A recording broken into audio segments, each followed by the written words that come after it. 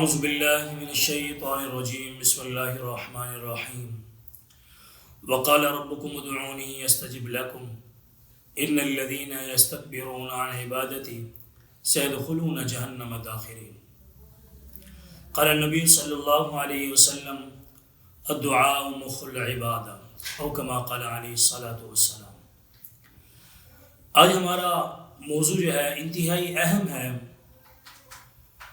اللہ تعالیٰ قرآن پاک میں ارشاد فرماتے ہیں وقال ربکم ادعونی استجب لکم، تم مجھ سے دعا مانگو میں تمہاری دعاؤں کو قبول فرماؤں گا۔ پھر آگے فرمایا ان الذین یستکبرون عن عبادتی، متکبر ہے وہ آدمی جو، اور وہ شخص فرمایا وہ شخص جو تکبر کرے میری عبادت سے، یعنی دعا نہ مانگے، سیدخلون جہنم داخرین، ان قریب میں اسے جہنم میں داخل کروں گا۔ اب اللہ تعالیٰ فرما رہے ہیں کہ دعا مانگو میں دعا کو قبول کروں گا۔ اب اللہ کا وعدہ ہے، اللہ نے قرآن پاک میں ارشاد فرمایا کہ دعا قبول کروں گا، اور وہ سخیوں کا سخی ہے، وہ ہماری دعاؤں کو قبول کرنے والا ہے۔ اسی طرح اللہ کے نبی صلی اللہ علیہ وسلم نے ارشاد فرمایا الدعاء مخ العبادہ، دعا عبادت کا مغز ہے، یعنی دعا جو ہے ایک اہم ترین جز ہے، اور اسی طرح دعا مستقل عبادت ہے۔ جس طرح نماز عبادت ہے، روزہ عبادت ہے، حج کرنا عبادت ہے، اسی طرح ذکر کرنا عبادت ہے، کہ دعا بھی مستقل عبادت ہے۔ اب سوال یہاں یہ ہوتا ہے جو آج ہمارا موضوع ہے کہ اللہ تو فرما رہے ہیں کہ تم دعا مانگو میں تمہاری دعا کو قبول کروں گا، تو پھر ہماری دعائیں کیوں نہیں قبول ہوتی؟ ہم اکثر و بیشتر دعائیں مانگتے ہیں، ہماری دعا قبول کیوں نہیں ہوتی؟ اس کی کیا وجہ ہے؟ تو فرمایا ہر کام کے لیے کوئی نہ کوئی شرائط ہوتی ہیں، جیسے نماز کے لیے وضو شرط ہے، اسی طرح دیگر عبادات کے لیے طہارت شرط ہے، تو اسی طرح دعا کی بھی ایک شرط ہے۔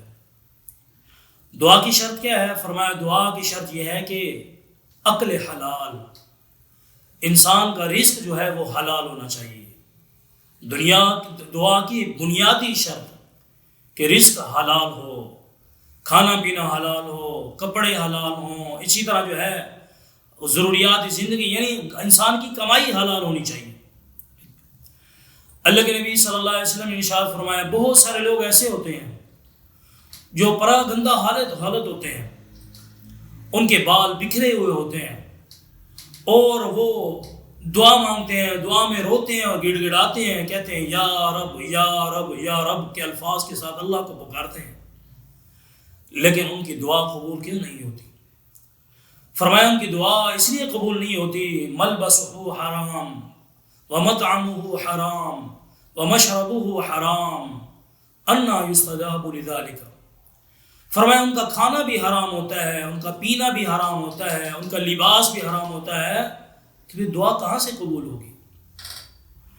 اسی طرح ایک اور حدیث میں آتا ہے، فرمایا جس آدمی کے پیٹ کے اندر حرام کا ایک لقمہ چلا جائے 40 دن تک اس کی عبادت قبول نہیں ہوتی۔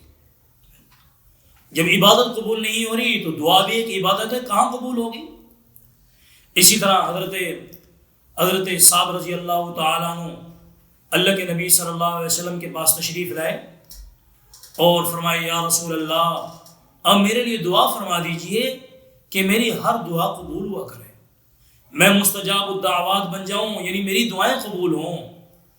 تو اللہ کے نبی صلی اللہ علیہ وسلم نے اب ان کے لیے دعا نہیں فرمائی، بلکہ ان کو کیا فرمایا؟ آپ علیہ السلام نے فرمایا کہ تم اپنا کھانا اور پینا، اپنا رزق اور کمائی حلال کر لو، تمہاری ہر دعا قبول ہونے لگے گی۔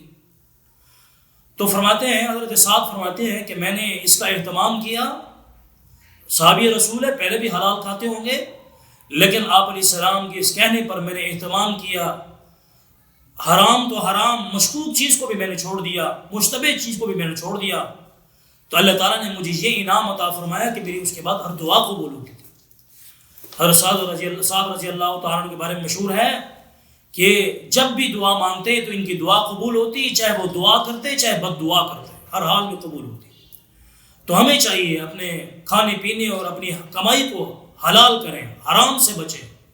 حرام کی نحوست یہ ہے کہ اللہ تعالیٰ کہ ہاں دعائیں قبول نہیں ہوتی، مردود ہو جاتی ہیں، اللہ دعاؤں کو منہ پر مار دیتے ہیں۔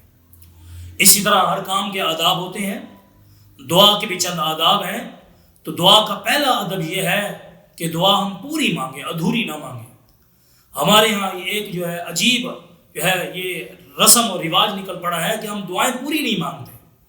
اللہ کے نبی صلی اللہ علیہ وسلم نے ہمیں پوری دعا مانگنے کا فرمایا ربنا آتنا فی الدنیا حسنہ وفی الآخرۃ حسنہ، اے اللہ مجھے دنیا دے تو اچھی دے اور بہترین دے، اور آخرت عطا فرما تو وہ بھی بہترین اور اچھی عطا فرما۔ تو ہماری دعائیں ادھوری ہوتی ہیں۔ ادھوری کس طرح ہوتی ہیں؟ مثال کے طور پر ہم کہتے ہیں یا اللہ بس مجھے رزق حلال دے دے، باقی مجھے کسی چیز کی ضرورت نہیں۔ اور بعض لوگ یوں کہتے ہیں اے اللہ اپنا گھر دکھا دے، اس کے علاوہ مجھے کسی چیز کی ضرورت نہیں ہے۔ بعض لوگ یوں کہہ دیتے ہیں یا اللہ ہمیں اپنا گھر عطا فرما دے، اپنی چھت دے دے، ہمیں اس کے علاوہ کسی چیز کی ضرورت نہیں ہے۔ تو یہ تو ایسے ہوا جیسے ہم یہ سمجھتے ہیں ہم کسی عام آدمی سے مانگ رہے ہوں، کسی سیٹ سے مانگ رہے ہوں، کسی بوس سے مانگ رہے ہوں، حالانکہ ہم تو اللہ سے مانگ رہے ہوتے ہیں۔ تو ہم ادھوری دعا کیوں مانگے؟ اللہ رزق دے دے، مثال کے طور پر جیسے یوں کہتے ہیں اللہ رزق دے دے، ہمیں اس کے علاوہ کسی چیز کی ضرورت نہیں۔ اللہ رزق دے دے، صحت چھین لے، گھر چھین لے، سکون چھین لے، تو پھر ہم کیا کریں گے؟ تو ہمیں دعا ادھوری نہیں مانگنی چاہیے، کیونکہ اللہ سے مانگ رہے ہوتے ہیں، ہمیں پوری دعا مانگنی چاہیے جی، اور اللہ سے عافیت مانگنی چاہیے، پوری دعا مانگنی چاہیے۔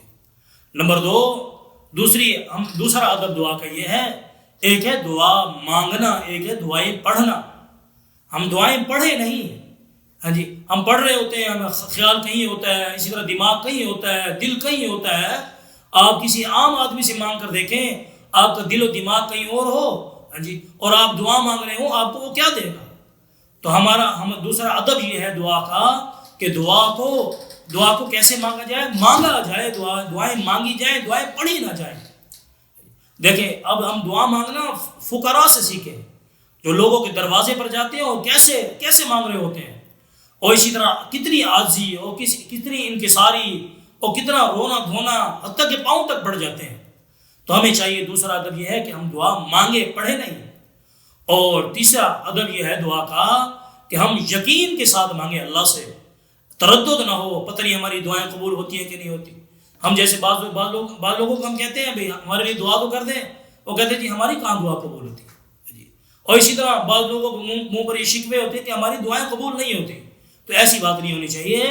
جب بھی اللہ سے مانگے یقین کے ساتھ مانگے، پورے یقین کے ساتھ مانگے، اور یہ پکا یقین ہونا چاہیے کہ میری دعا اللہ قبول کرنے والے ہیں۔